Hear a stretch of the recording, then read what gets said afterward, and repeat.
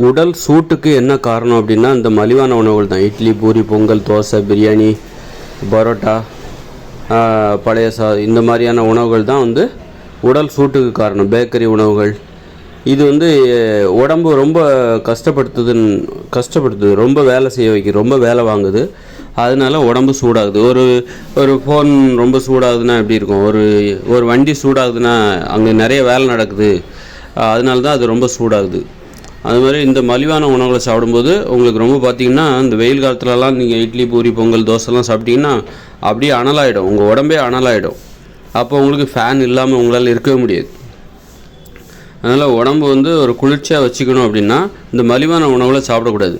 இந்த இட்லி, பூரி, பொங்கல், தோசை, பரோட்டா, பிரியாணி, பழைய சாதம், இந்த மாதிரியான உணவு, பேக்கரி உணவுகள், சமோசா, பஜ்ஜி, பப்ஸு, இந்த மாதிரியான உணவுகளை சாப்பிடக்கூடாது. பேக்கரி ஸ்வீட்ஸு இதெல்லாம் நீங்கள் சாப்பிடாமல் இருந்தாலே உடம்பை குளிர்ச்சியாக வைத்து கொள்ளலாம். நீங்களே அதை உணர்வீங்க. நான் சொல்கிறது நான் அது உணர்ந்ததை தான் சொல்கிறேன்.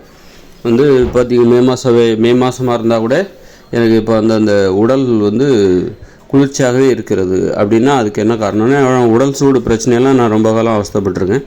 உடம்பு அனலாக சூடாக இருக்கும். அப்போது அதுக்கெல்லாம் காரணம் இந்த உணவுகளை தவிர்க்கும் போது தான் எனக்கு அந்த உண்மையே தெரிய வருது.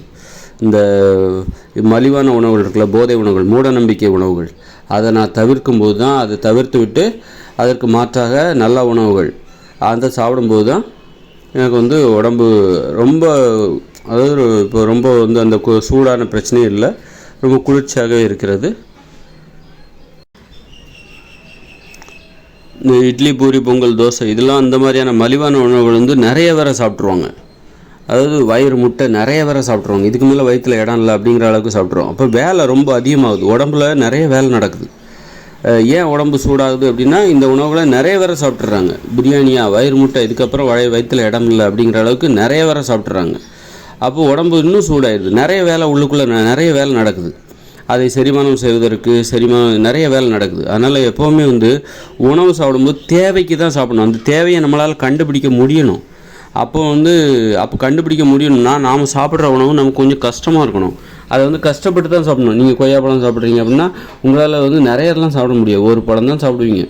வாழைப்பழமாக 2-3 பழம் தான் சாப்பிடுவீங்க கஷ்டப்பட்டு ஏன்னா ஆனால் ஒரு பிரியாணி சாப்பிட்டா வயிறு முள்ளாக சாப்பிடுவீங்க எவ்வளோ வேணாலும். ஏன்னா இது ஒரு அரிதான உணவு அப்படிங்கிற மாதிரி பார்ப்பீங்க. இது பிரியாணிங்கிறது, அதாவது பழங்கள், காய்கறிகள் மனுஷனும் உயிரோடு இருக்கிற வரைக்கும் உங்களுக்கு கிடச்சிக்கிட்டே இருக்கும். ஆனால் பிரியாணி, பழைய சாதம் இதெல்லாம் இப்போ வந்தது. இப்போ சமீப காலமாக ஒரு 50 வருஷமாக வந்தது. அப்படி இருக்கும்போது இப்போ தான் இது உங்களுக்கு கிடைக்கும். இன்னும் 20 வருஷம் தான் கிடைக்கும். அந்த மாதிரி தான் மனுஷங்க இந்த மலிவான உணவுகளை பார்க்குறாங்க. இது இன்னும் 20 வருஷத்தில் தான் கிடைக்கும், அதுக்கப்புறம் நீ தலைகள்னாலும் ஒன்று கிடைக்காது. ஒரு 50 வருஷத்துக்கு முன்னாடி கூட இந்த பிரியாணிலாம் இங்கே இல்லை, இந்த உலகத்தில் இல்லை. 50 வருஷத்துக்கு முன்னாடி, ஒரு 100 வருஷத்துக்கு முன்னாடி கூட இந்த பிரியாணிங்கிறது இடையில கண்டுபிடிக்கப்பட்டது. இதெல்லாம் கண்டுபிடிப்பு. ஃபேனு, ஃப்ரிட்ஜு, டிவி, அது மாதிரி இந்த மலிவான உணவுகளும் ஒரு கண்டுபிடிப்பு தான். அதனால் ஒரு கண்டுபிடிப்பை கண்டுபிடிக்கிறதுக்கு நம்ம எவ்வளோ ஆர்வமாக இருப்போம். ஒரு டிவி வாங்குறதுக்கு, ஸ்மார்ட் டிவி அதை வாங்குறதுக்கு நமக்கு எவ்வளோ ஆர்வமாக இருப்போம். ஒரு ஸ்மார்ட் வாட்ச்சு, ஒரு ஏர் கண்டிஷன், இப்படி ஒரு மிக்சி வாங்குறதுக்கு, கிரைண்டர் வாங்குறதுக்கு, மிக்சியில் புது டெக்னாலஜி வந்துருச்சா அதை வாங்கி யூஸ் பண்ணுறதுக்கு நம்ம எவ்வளோ ஆர்வமாக இருப்போமோ அதே மாதிரி தான் இது உணவுத்துறையில் கண்டுபிடிக்கப்பட்ட கண்டுபிடிப்புகள் தான். என்னது? இந்த தோசை, இட்லி, பிரியாணி, உப்புமா, கிச்சடி, பால் பாயசம், அது இதுன்னு சொல்லிட்டு யூடியூப்லேயும் புதுசாக கண்டுபிடிச்சிக்கிட்டே இருப்பாங்க சமையல். அப்போ இதெல்லாம் ஒரு கண்டுபிடிப்புகள். ஒரு கண்டுபிடிப்பை பயன்படுத்துவதற்கு நம்ம எவ்வளோ ஆர்வமாக இருப்போமோ அதே மாதிரி தான் இந்த உணவுகளை சாப்பிட்றதுக்கும் நமக்கு ஒரு ஆர்வம் ஏற்படும். பிரியாணி அல்லதுக்கு ஏதோ ஒன்று பேக்கரியில் நிறைய ஸ்வீட்டு பார்த்திங்கன்னா 5 ஸ்டார் ஹோட்டல்லாம் போனீங்கன்னாக்கா விதவிதமாக ஸ்வீட்டாக செஞ்சு வச்சுருப்பாங்க. அவங்க புதுசாக கண்டுபிடிப்பாங்க. படிச்சுட்டு அந்த வேலைக்கு வராங்கல்ல, சமைக்கிற வேலைக்கு படிச்சுட்டு வர்றதுனால புதுசாக அவங்க கண்டுபிடிப்பாங்க. இதோட அது சட்டா அந்த எல்லாம் ஒரே கூட்டையில் உரிய மட்டைகள் மாதிரி தான் இருக்கும். எல்லாம் வித்தியாசமாக கலர் வித்தியாசமாக இருக்கும், கொஞ்சம் சுவை வேறுபடும். எல்லாம் இந்த இனிப்பு அதெல்லாம் அடிப்படையாக வச்சு தான் ஏதோ ஒன்று விற்றுக்கிட்டு இருப்பாங்க. எல்லாம் கண்டுபிடிப்பு. இந்த டிவி, ஃபேனு எல்லாம் ரிமோட்டில் ஃபேன் ஓடுற மாதிரி புதுசாக எதாவது கண்டுபிடிப்பாங்க. அந்த கண்டுபிடிப்பை பயன்படுத்துறதுக்கு நமக்கு ஒரு ஆர்வமாக இருக்கும். அப்படியா, இதை பெருமையாக பேசணும்ல, அதே மாதிரி தான் நம்ம என்ன பண்ணுறோம், இந்த மாதிரி உணவுகளை மலிவான உணவுகள் இருக்குல்ல, இதெல்லாம் கண்டுபிடிப்பு. எப்படி ஏசி மின்விசிறி உடம்புக்கு சூடு. இப்போ ஃபேன் போட்டால் உடம்பு ஓகே, புழுக்கம் இருக்காது, நல்லா தூங்கலாம். ஆனால் உடம்புக்கு சூடுன்னு தானே சொல்கிறாங்க. ஃபேன் போட்டால் உடம்பு சூடாகிடும், அது மாதிரி ஏசி போட்டாலும் உடம்பு சூடாகிடும். உள்ளுக்குள்ளே இருக்கிற அனல் வெளியில் வராது. உள்ளுக்குள்ளே இருக்கிற அனலை வந்து உள்ளுக்குள்ளே தான் இருக்க வைக்கும். உடம்பே குளிர்ச்சியாகும் அப்படின்னு சொல்ல முடியாதுல்ல. அது உள்ளுக்குள்ளே இருக்கிற அனலை வெளியே விடாமல் பார்த்துக்கும். அந்த மாதிரி அது உடம்புக்கு சூடு, உடம்புக்கு கேடுன்னு தான் சொல்கிறாங்க. அதே மாதிரி இந்த மலிவான உணவு இருக்குல்ல, இது எல்லாமே உடம்புக்கு கேடு தான். மலிவான உணவுகளும் ஒரு கண்டுபிடிப்பு தான். பிரியாணி, இட்லி, சமோசா, பஜ்ஜி, பப்ஸு, இது எல்லாமே ஒரு கண்டுபிடிப்பு தான். சிக்கன் பப்ஸு, முட்டை பப்ஸு எல்லாமே ஒரு கண்டுபிடிப்பு. அந்த கண்டுபிடிப்புகளை பயன்படுத்துகிற ஒரு ஆர்வம், நமக்கு கண்டுபிடிப்பை பயன்படுத்துறதுக்கு ஒரு ஆர்வம் இருக்குல்ல. இதை வாங்கினா கொஞ்சம் வேலை ஈஸியாக இருக்கும், நல்லாயிருக்கும், அது மாதிரியான ஒரு ஆர்வம் தான் இந்த மலிவான உணவு. இதை சாப்பிட்டா உடம்பு சூடாகிடும். உடல் சூடுக்கு காரணமே இந்த மலிவான உணவுகள் தான். இட்லி, பூரி, பொங்கல், தோசை, இதுதான் உடல் சூடாகுவதற்கு காரணம். நீங்கள் அதை உணரலாம். நான் சொல்கிற மாதிரி எதை சாப்பிடணும்னு நான் இந்த வீடியோவில் என்னுடைய வீடியோவில் நான் தொடர்ந்து சொல்லிட்டே வரேன். எதை சாப்பிடணும், எதை சாப்பிடக்கூடாது. நீங்கள் இந்த மலிவான உணவுகளை சாப்பிடுவதை முற்றிலும் நிறுத்தி விடுங்கள். உங்களிடம் உடல் சூடு பிரச்சனை என்பது அப்படியே குறைந்துவிடும். ஏன்னா எதை சாப்பிடணுமோ அந்த உணவை கொஞ்சம் சாப்பிட்றது கொஞ்சம் கஷ்டமாக இருக்கும், சிரமப்பட்டு தான் சாப்பிடுவீங்க. காய்கறி பொரியல், காய்கறி கூட்டு, கீரை பொரியல், இந்த மாதிரி நீங்கள் வேக வைக்கப்பட்ட கிழங்கு, பச்சை காய்கறிகள், பழங்கள், இதெல்லாம் சாப்பிடும்போது நீங்கள் வயிறு முட்டை சாப்பிட முடியும். உங்கள் தேவைக்கு தான் நீங்கள் சாப்பிடுவீங்க. ரொம்ப டயர்டாக இருக்குது, ஒரு பழம் சாப்பிடலாம் அப்படின்னு தோணும். அந்த மாதிரி தேவையை அறிந்து சாப்பிடுகிற வழக்கம் உங்களுக்கு ஏற்படும். அப்போது உடம்பு நீங்கள் வயிறு முட்டையும் சாப்பிட மாட்டீங்க. அப்போ உடம்புக்கு அதிக வேலை கிடையாது, கொஞ்சமாக தான் சாப்பிடுவீங்க. அப்போ கொஞ்சமாக தான் உடம்பு வேலை செய்யும். இறப்பை கொஞ்சமாக தான் வேலை செய்யும். சிறுநீரகம் என்பது கொஞ்சமாக தான் வேலை செய்யும். நீங்கள் வயிறு முட்டை சாப்பிட்றீங்க, காலையில் 7-8 இட்லி, அப்புறம் இடையில ஸ்நாக்ஸு, டீ, காஃபி, மத்தியானம் பிரியாணி, வடை, பாயசம், அப்படி இப்படின்னு ஒரே சாப்பாடுன்னு ஒரே வேலை, பயங்கர வேலை, உள்ளுக்குள்ளே ஒரே வேலை. அப்போது உங்களால் வெளியிலையும் வேலை செய்ய முடியாது, சோம்பேறி ஆகிடுவீங்க. அப்படியே அது உள்ளுக்குள்ளே வேலை செய்யும்போது நீங்கள் உட்காந்து அந்த வேலைக்கு நீங்கள் ஒத்துழைக்கணும். இதனால உடம்பு ரொம்ப சூடாகுது. ரொம்ப வேலை நடக்கிறதுனால தான் உடல் சூடு அதிகரிக்குதுன்னு அர்த்தம். ஏன் உடம்பு சூடாகுதுன்னா உடல் சூடு அந்த உடலுக்குள்ளே வேலை அதிகமாகுது, அதுதான் காரணம். அதனால் கொஞ்சமாக தான் அதுக்கு நம்ம எளிமையான வாழ்க்கைங்கிறது என்னென்னாக்கா, எளிதாக வேலை செய்யணும். நம்ம கைகளும் சரி கால்களும் சரி எளிதாக வேலை செய்யணும், முரட்டுத்தனமாக வேலை செய்யக்கூடாது. அதே மாதிரி தான் நமது இறப்பை இருக்குல்ல, இறப்பை, குடல், குந்தாணி எல்லாம் எளிதாக வேலை செய்ய வேண்டும், குறைவாக வேலை செய்ய வேண்டும். அதுக்கு ஓவராக வேலை கொடுக்குறோம். நம்ம கைக்கு மட்டும் யாராவது ரொம்ப நீங்கள் எனக்கு இந்த வேலையை கொடுங்க, அந்த வேலையை கொடுங்கன்னா செய்ய மறுக்கிறோம்ல.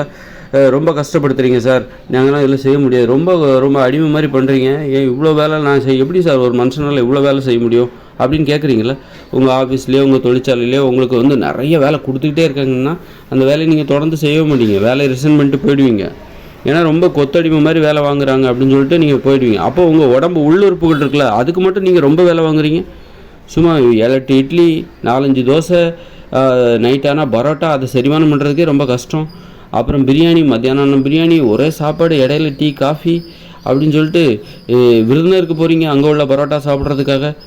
ஸ்பெஷலாக ட்ரெயின்லாம் புக் பண்ணி விருதுநருக்கு போகிறீங்க, அப்படி வயிறு முட்டை சாப்பிட்றீங்க. உங்கள் உடம்புக்கு மட்டும் நல்ல வேலை கொடுக்குறீங்க, உங்கள் இறப்பைக்கு மட்டும் நல்ல வேலை கொடுக்குறீங்க, ஏகப்பட்ட வேலை கொடுக்குறீங்க. முரட்டுத்தனமாக அதை கொஞ்சம் கூட ஓய்வு எடுக்க விடுறதே கிடையாது. அந்த அளவுக்கு கஷ்டப்படுத்துகிறீங்க, அதுவும் பாவம் தானே. அப்போ நீங்கள் மட்டும் உங்கள் கைகள் மட்டும் எளிதாக வேலை செய்யணும், அவங்க உங்கள் இறப்பை மட்டும் ரொம்ப கஷ்டப்பட்டு வேலை செஞ்சுட்ருக்கோம் முரட்டுத்தனமாக. அதை ஒரு கொத்தடிமையாக நினைக்கிறீங்க. உங்கள் இறப்பையை நீங்கள் ஒரு கொத்தடிமையாக நினைக்கிறீங்க. உங்கள் மலக்குடல், இறப்பை, கணையம், கல்லீரல், அதெல்லாம் ஒரு கொத்தடிமையாக நினைக்கிறீங்க. என்ன சாப்பிட்டாலும் அது வேலை செய்யணும்னு நினைக்கிறீங்க. நான் என்ன வேணாலும் சாப்பிடுவேன், உனக்கு என்ன, நீ எல்லாம் கேட்கக்கூடாது அப்படின்னு சொல்லிட்டு உங்கள் கணையத்தை பார்த்து நீங்கள் கேட்குறீங்க. நீங்கள் சொல்கிறீங்க என்ன தெரியுமா, கணையம் உங்களுக்கு புலம்புது, ஏன்பா இப்படி தின்னு தீக்கிற, கல்லீரல் புலம்புது, சரி வேலை செய்ய முடியல சார், பார்த்து சாப்பிடுங்க, ஏன் இப்படி சாப்பிட்றீங்க அப்படின்னு உங்கள் கல்லீரல் உங்கள்கிட்ட கேட்குது.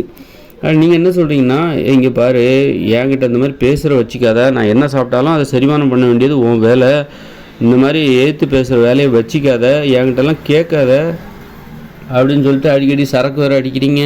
கல்லீரல் பாவம் என்ன பண்ணும், பரோட்டா, நேற்று நைட்டு பரோட்டா, பீஃபு, அப்புறம் குவாட்ரு, சரக்கு, சிகரெட்டு, அந்த உள்ளுக்குள்ளே இருக்கிற உடம்பு அது என்ன, அதுக்கு ஒரு உணர்வே இல்லையா? அது கொத்தடிமை மாதிரி நீங்கள் நடத்துகிறீங்க. அதனால தான் என்ன ஆகுது, உடம்பு சூடாகிடுது, அது கோபம் வந்துடுது, உள்ளுறுப்புகளுக்கு கோபம் வருது. கோபம் தான் என்னாகும், சூடாகுதா இல்லையா, கண் சூடாகுதா இல்லையா, கண் சிவப்பாகுதா இல்லையா? அதே மாதிரி தான் உள்ளுறுப்புகளுக்கு ஓவராக வேலை கொடுக்கும்போது அதுக்கு கோபம் வருது, அது ஓவராக வேலை செஞ்சு சூடாகிடுது. உடல் சூடுக்கு காரணம் ரொம்ப எளிதுங்க. இதுக்கு போயிட்டு மருத்துவம்லாம் பார்க்காதீங்க. நீங்கள் என்ன தான் மருந்து சாப்பிட்டாலும் உடல் சூடை தணிக்கவே முடியாது. உணவு முறையில் மாற்றத்தை ஏற்படுத்துங்க, உடம்புல இருக்கிற எல்லா நோயும் குணமாயிடும். உணவு முறையில் மாற்றத்தை ஏற்படுத்தினால் உடலில் உள்ள அனைத்து பிரச்சனைகளும் சரியாகிவிடும். உடல் பருமனா அது சரியாயிடும். உடலில் நோய் இருக்கா, ஆஸ்மா இருக்கா, வீசிங் இருக்கா, எல்லாமே சரியாயிடுங்க. நான் சொல்கிற அந்த மலிவான உணவுகளை மட்டும் சாப்பிடாதீங்க. இட்லி, பூரி, பொங்கல், தோசை, பழைய சாதம், வத்த குழம்பு, சாம்பார் சாதம், தயிர் சாதம், parotta, puffs, samosa, bajji, coffee, tea, coffee அப்படின்னு சொல்லிட்டு இதெல்லாம் சாப்பிடாதீங்க. ஏன் சாப்பிட்டு இந்த மாதிரி அப்போ கொஞ்சம் ஒரு வீரம் இருக்கணும், ஒரு துணிவு, தைரியமாக முடிவெடுங்க. இந்த குப்பை உணவுகளை குப்பை தொட்டில் போடுங்க. இந்த குப்பை உணவுகளை எங்கேயா பார்த்தீங்க டேபிளில் அழகாக வச்சுருக்காங்க, அதோட வாசனை மூக்கை துடைக்கிதா, மூக்கை பொத்திக்குங்க. அதை பார்க்காதீங்க, அது தீண்டத்தகாத உணவுகள் அப்படி மாதிரி அதை நீங்கள் பாருங்கள். அப்புறம் பார்த்தீங்கன்னா உங்கள் வீட்டில் உங்களுக்கு இதெல்லாம் சமைச்சு தராங்களா, வேலை வேலைக்கு இதெல்லாம் சமைச்சு தராங்களா, வேண்டான்னு சொல்லிவிடுங்க. அதை ஒட்டுமொத்தமாக மறுத்து விடுங்கள். அதனால் உடல் சூடுக்கு என்ன காரணம் அப்படின்னா இது போன்ற மலிவான உணவுகள் தான் காரணம். அதை விட்டுவிட்டு டாக்டர் ஏன் உடம்பு சூடாக இருக்குன்னா அவர் என்ன மாத்திரை தருவார், சாப்பிடுங்க அப்படின்பாரு. அவர் வியாபாரம் நல்லா நடக்கும். உங்கள்கிட்ட இருக்கிற தப்பை திருத்திக்கோங்க. உங்களிடம் இருக்கிற தவறுகளை திருத்தி கொள்ளுங்கள். அப்போ தான் உங்கள் பிரச்சனைக்கு தீர்வு கிடைக்கும். நிறைய பிரச்சனைகளுக்கு தீர்வு கிடைச்சிருங்க. செலவே பண்ண வேண்டாம், மருத்துவர்கிட்ட போய் செலவே பண்ண தேவையில்லை. நீங்கள் உணவு முறை மாற்றி விட்டீர்கள் என்றால் மலிவான உணவுகள், அதாவது போதை உணவுகள், அதாவது மூட நம்பிக்கை உணவுகள், அதாவது குற்ற உணவுகள், அந்த குற்ற உணவுகளான இட்லி, பூரி, பொங்கல், தோசை, டீ, காஃபி அதெல்லாம் நீங்கள் சாப்பிடுவதை ஒட்டுமொத்தமாக நிறுத்திட்டிங்கன்னா, பழைய சாதம் அதெல்லாம் நிறுத்திட்டிங்கனாக்கா உங்கள் உடம்பு சூடாகாது, நிறைய நோய்கள் குணமாயிடும். மருத்துவருக்கு கொடுக்க வேண்டிய பணம் மிச்சமாகும். உங்கள் உடம்பு ஆரோக்கியமாகணும், சுறுசுறுப்பாக இருப்பீங்க, விழிப்போடு இருப்பீங்க. நீங்கள் ஒரு பிழைப்புவாதியாக இல்லாமல் லட்சியவாதியாக மாறிவிடுவீர்கள். லட்சியவாதியாக இருக்கும்போது தான் வாழ்வதற்கான அர்த்தமே தெரியும். ரொம்ப காலம் உயிர் வாழணுங்கிற ஆசை அப்போ தான் வரும். இல்லைன்னா 70 வயசு 80 60 வயசில் செத்து போயிடுவீங்க. இந்த மலிவான உணவுகளை சாப்பிட்டீங்கன்னா உங்களுக்கு ஒரு லட்சியமே இருக்காது. இதை திங்கிறதே ஒரு லட்சியமாக மாறிடும். இதை திங்கிறது தான் லட்சியம் அப்படின்னு நினச்சிட்டு கடைசியில் பார்த்தா நோய் 60-70 வயசில் செத்து போயிடுவீங்க. குண்டாகி தொப்பையெல்லாம் வளர்த்துட்டு 60-70 வயசில் போய் சேர்ந்துருவீங்க. அதனால் 100 வருஷத்துக்கு மேலே வாழணுமா, நான் சொல்கிற அந்த உணவு முறையை கடைபிடிச்சிங்கன்னா உங்களுக்கு வாழணுங்கிற அந்த ஆசை வரும். வாழ்வதற்கு ரொம்ப நாள் வாழ்வதற்கு என்ன தேவை தெரியுமா? ஆசை தேவை, காரணம் தேவை. நீ ஏன் 100 வயசுக்கு மேலே வாழணும், என்ன இதுக்காக நீ 100 வயசுக்கு மேலே வாழணும் அப்படின்னு சொல்லிட்டு உங்கள் உடம்பே உங்ககிட்ட கேட்கும். இல்லைண்ணா எனக்கு ஒரு லட்சியம் இருக்குது, அந்த லட்சியத்திற்காக நான் உழைக்க வேண்டும். என்ன நியாயமும் தேவை, அதாவது ஆசை தேவை. வாழணுங்கிற ஆசை இருக்கணும், காரணம் இருக்கணும், நியாயம் இருக்கணும். நீ கண்டதையும் தின்னுவிட்டு 100 வயசுக்கு மேலே வாழணும் அப்படின்னா அதில் நியாயம் இல்லை. அது அப்படிப்பட்ட ஆசை என்பது ரொம்ப நாள் வாழணுங்கிற ஆசையில் அநியாயம்தான் இருக்குதுன்னு அர்த்தம். அதனால் உங்களுடைய 100 வயசுக்கு மேலே வாழணும் அப்படின்னா அதில் ஒரு காரணம் இருக்கணும், எதுக்காக வாழணும், ஒரு லட்சியம் இருக்க வேண்டும். 100 வயசு வரைக்கும் நீ செய்ய வேண்டியதற்கு இங்கு வேலைகள் இருக்க வேண்டும். 100 வயசு கடந்து கூட நான் உயிரோடு வாழ்கிற ஒவ்வொரு நாளும் நாம் செய்வதற்கு இங்கு நமக்கு வேலைகள் இருக்க வேண்டும். அது மாதிரி காரணம், அதான் காரணம். அப்புறம் நியாயம். நீ 100 வயசுக்கு மேலே வாழணுமா, அப்போ நியாயம் இருக்கணும். கண்ட உணவுகளையும் சாப்பிட்டேன்னா உனக்கு நியாயமே இல்லை. நீ ரொம்ப நாள் உயிர் வாழ்வதற்கு உனக்கு நியாயமே இல்லை. இட்லி, பூரி, பொங்கல், தோசை இதெல்லாம் நீ சாப்பிட்ற, அதுவும் மற்றவங்களை அடிமைப்படுத்தி வேற சாப்பிட்ற. நீ உயிர் வாழ்வதற்கு நியாயமே இல்லை. ரொம்ப நாள் உயிர் வாழ்வதற்கு நியாயமே இல்லை. 60 வயசு வரைக்கும் தான் நீ உயிர் வாழ்வதற்கு நியாயம் போதுமானதாக இருக்கிறது. அப்போ நீயே உன் கையால் சாப்பிடணும். மலிவான உணவுகளெல்லாம் சாப்பிடக்கூடாது. இட்லி, பூரி, பொங்கல், தோசை இதெல்லாம் சாப்பிடக்கூடாது. அப்போ தான் நீ அதிக காலம் உயிர் வாழ்வதற்கான நியாயம் என்பது அங்கே பிறக்கிறது. அப்போ தான் ஆசையே வரும். அந்த ஆசையில் ஒரு நியாயம், 100 வயசுக்கு மேலே வாழணும் அப்படிங்கிறதுக்கு அந்த ஆசையில் ஒரு நியாயம், ஒரு காரணம் இருக்க வேண்டும். இதெல்லாம் இருந்தால் தான் நீங்கள் அற்புதமாக 100 வயசுக்கு மேலே வாழ்வீங்க. மலிவான உணவுகளை சாப்பிடுவீங்க, அதான் உடல் சூட்டுக்கு காரணம். மலிவான உணவுகளை தவிர்த்து விட்டாலே உடல் பருமன் சரியாயிடும். இன்றைக்கி உடல் எடையை குறைப்பதற்காக ஒவ்வொருத்தட்டையும் டயட் சார்ட் வாங்கிட்டு இருக்காங்க. அவங்க காசு கேட்குறாங்க. மாதத்துக்கு 4000 ரூபா கொடுங்க, அந்த 5000 ரூபா கொடுங்க அப்படின்னு சொல்லிட்டு அதை கொடுங்க இதை கொடுங்கன்னு சொல்லிட்டு நிறைய காசு பிடுங்குறதுக்கு இங்கே நிறைய பெரிய கூட்டம் தயாராக இருக்குது. தூண்டியில் போட்டு காத்திருக்கு. இந்த தூண்டியில் யாராவது சிக்க மாட்டாங்களா? அப்புறம் பார்த்திங்கன்னா இந்த கொழுப்புகளை உடலை அறுத்து அந்த கொழுப்புகள் தேங்கி இருக்கிற வயிற்று பகுதியில் தேங்கி இருக்கிற அந்த கொழுப்புகள் எல்லாத்தையும் வெளியில் எடுக்கிற ஆப்ரேஷன். அப்படி செத்தே போயிட்டாங்க. சிலர் செத்தே போயிட்டாங்க. ரொம்ப கொடுமையான இறப்பையின் அளவை சின்னது பண்ணுறாங்க. வயிறு பெருசாக இருக்க போய் தானே நீ நிறைய சாப்பிட்ற, அப்போ வயிறை சின்னதாக்கிடுறேன். என்ன ஒரு அறிவுபூர்வமான சிந்தனை பாருங்கள். வயிறை சின்னதாக்கிடுறோம் அப்படின்னு சொல்லிட்டு இறப்பையோட அளவை என்ன பண்ணுறாங்க, சின்னதாக்கிடுறாங்க. வயிறை சின்னதாக தச்சிடுறாங்க. இப்போ நீ கொஞ்சமாக தானே சாப்பிடுவேன், உன்னால் நிறையவே சாப்பிட முடியாது. 2 பிரியாணிலாம் இப்போ நீ உன்னால் சாப்பிட முடியாது. ஏன்னா நாங்கள் உன் வயிற்றோட அளவை சின்னதாக்கிட்டோம். அப்படின்னு சொல்லிட்டு என்ன ஒரு அறிவுபூர்வமான அலோபதி சிந்தனை பாருங்கள். அந்த மாதிரி ஆப்ரேஷன் பண்ணி நிறைய செத்து போயிட்டாங்க. அந்த மாதிரி ஆப்ரேஷன் பண்ணுறதுக்கே 2 லட்ச ரூபா செலவாகும். அப்புறம் வர வாழ்நாள் முழுதும் பக்க விளைவுகள். எப்படி இந்த மாதிரி ஆப்ரேஷன் பண்ணுறதுக்கு அவங்க தயாராகிறாங்க பாருங்கள். அந்த அளவுக்கு பலவீனமாக இருக்காங்க. உணவு கட்டுப்பாடு என்பது அவர்களுக்கு முடியலை. உணவு கட்டுப்பாடு, அதாவது வாயை கட்டுப்படுத்த முடியல. அந்த அளவுக்கு அடிமைத்தனமாக நான் எப்பவும் போல தான் சாப்பிட்டுட்டே இருப்பேன். எனக்கு எல்லாமே நல்லா நடக்கணும், எனக்கு எந்த குறையும் நடக்கக்கூடாது, எனக்கு எல்லாம் உடம்பெல்லாம் குறைஞ்சிடணும் அப்படின்னு நினைக்கிறாங்க. நான் எதையுமே கட்டுப்பாடு அது மாதிரி. அப்போது ஏகப்பட்ட பணம் செலவழிக்கிற தயாராக இருக்கிறாங்க, நிறைய பணம் செலவழிக்கிறாங்க. ஆனால் வாயை கட்டுப்படுத்த மாட்டேங்கிறாங்க. உணவு முறையை மாற்ற மாட்டேங்கிறாங்க. உணவு முறையை மாற்றுங்க, உங்களுக்கு செலவே இல்லை, நிறைய பணம் மிச்சம், வாழ்நாள் ஆயுட்காலம், வாழ்க்கை அர்த்தமுள்ளதாக மாறும். நீங்கள் தரம் உயர்த்தப்பட்ட ஒரு மனித உயிராக மாறிவிடுவீர்கள். நீங்கள் ஒரு தரமான மனுஷங்களாக மாறிவிடுவீர்கள். இப்போ மலிவான உணவுகளை சாப்பிட்டா நீங்கள் மலிவானவங்க தான். மோசமான உணவுகள், குப்பை உணவுகள் அது, குற்ற உணவுகள் அது, போதை உணவுகள் அது, மூடநம்பிக்கை உணவுகள் அது எது?